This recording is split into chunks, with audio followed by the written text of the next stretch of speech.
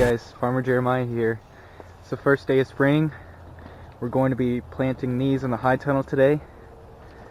I'll be showing you a little tips that we do and how we do that.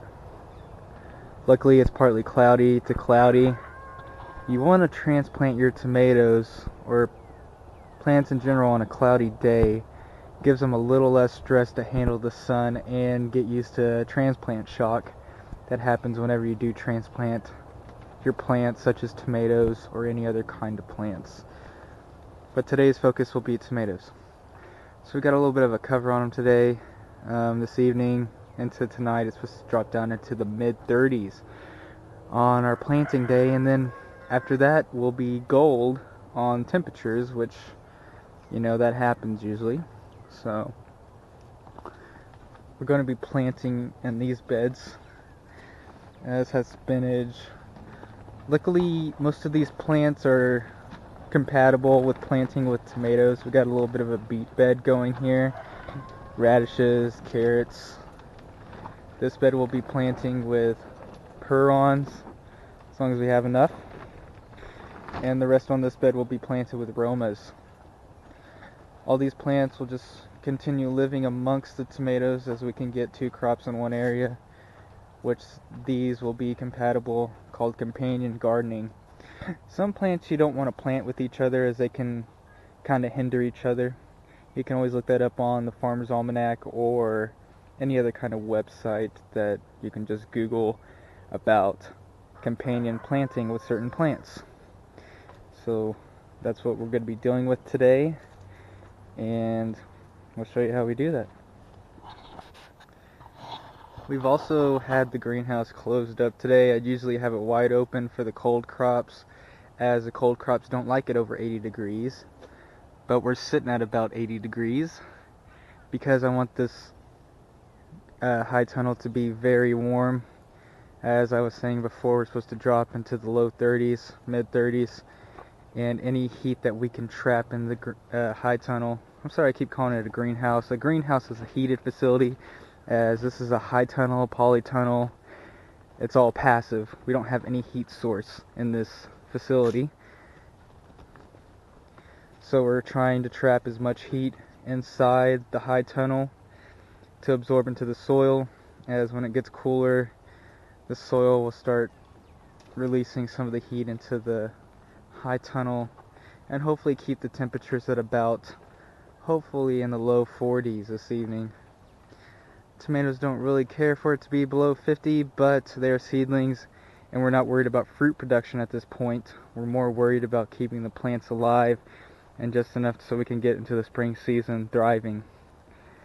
Now, we also are going to be about a month ahead on our timing with the high tunnel. So I always have to keep in mind that we're about in April right now, April the 20th. April the 20th, so we should be golden on everything else.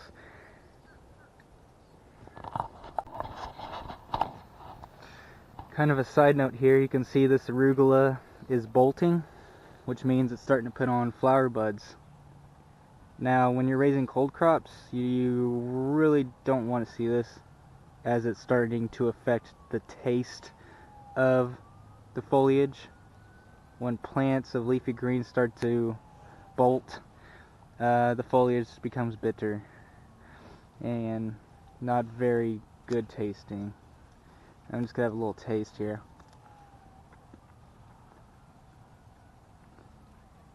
Yeah, it's very strong, very pungent. Luckily, we should be able to hold off on this romaine. It's starting to put on heads. See here, we got the layout of our greenhouse and what we're going to plant. I suggest everyone do this, have a plan. It makes life a little bit easier. Hey guys, so I forgot a very important step that you need to make sure that you do when you plant your tomatoes. Now there's a pest for the tomatoes and other crops called a cutworm.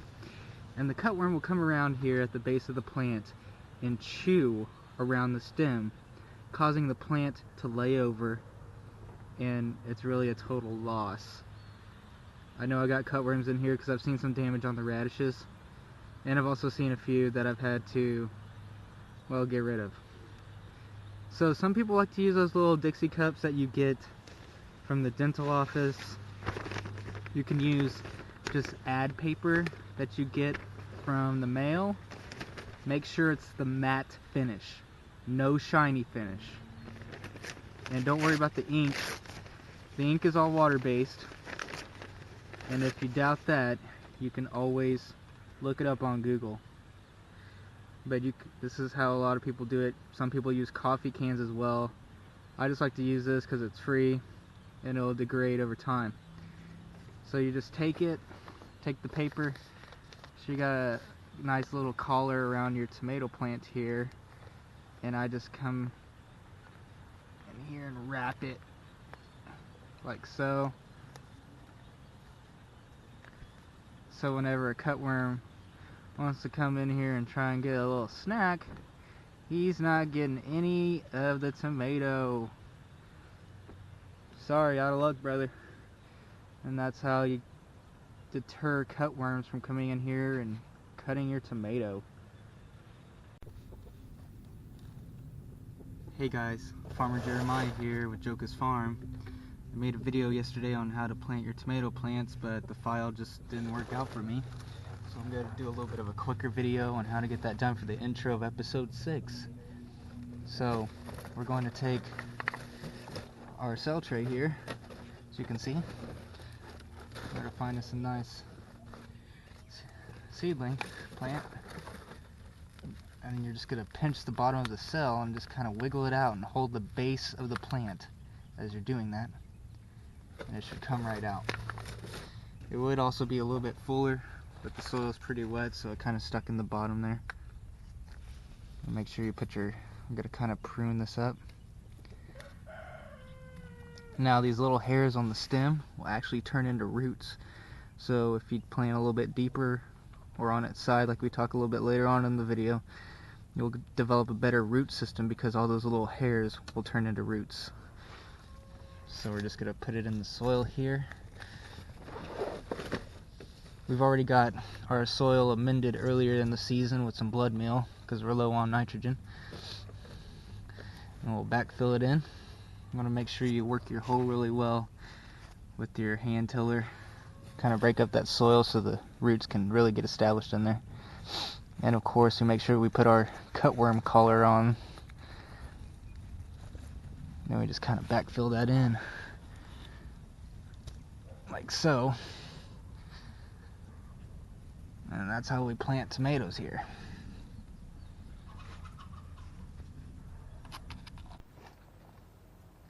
Wish we had smell-o-vision. You could really smell the garlic in the high tunnel.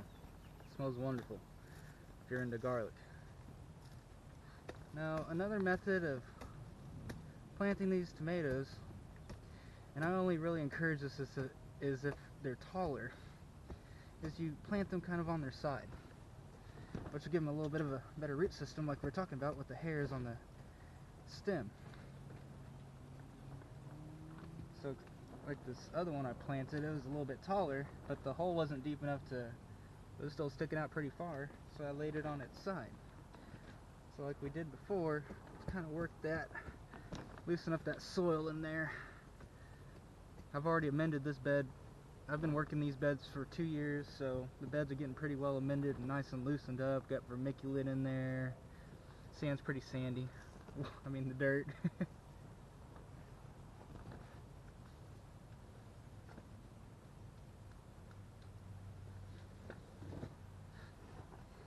There's the plant.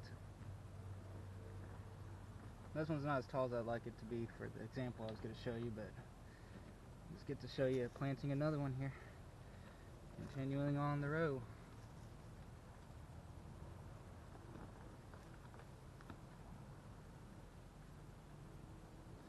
So we're going to move the camera so I can kind of keep filming here. See, you can tell on this plant where it's starting to get the roots are actually starting to form where those hairs were, because the conditions were just right in between all the plants to be moist enough for it to start stimulating that root growth on the stem here. That's what we're talking about. This plant's pretty nice and tall here.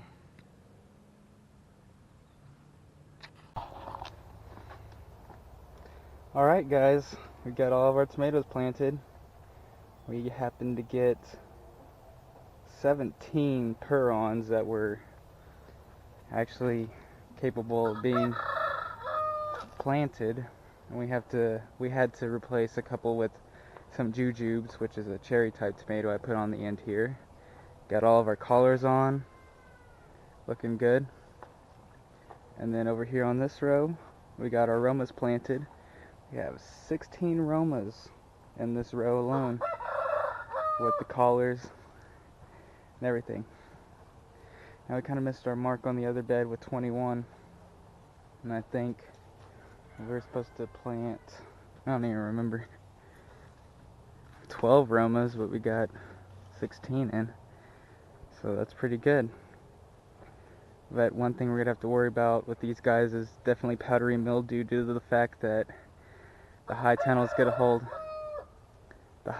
definitely gonna be holding more moisture, so a little bit less airflow, so that's something we're definitely have to watch out for. But there you have it. Thank you guys for tuning in, and hope to bring you more episodes this season. This is only the start of Jocus Tomato Crop 2018. See ya.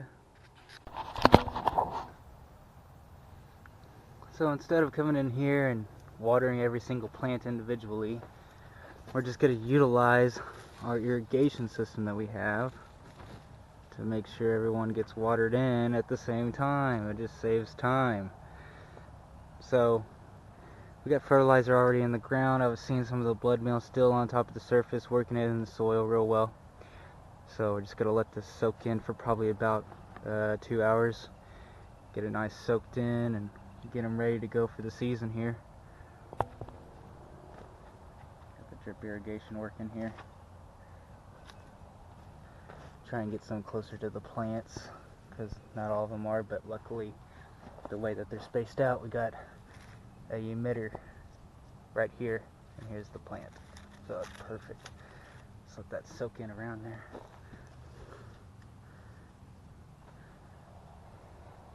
So that's really it.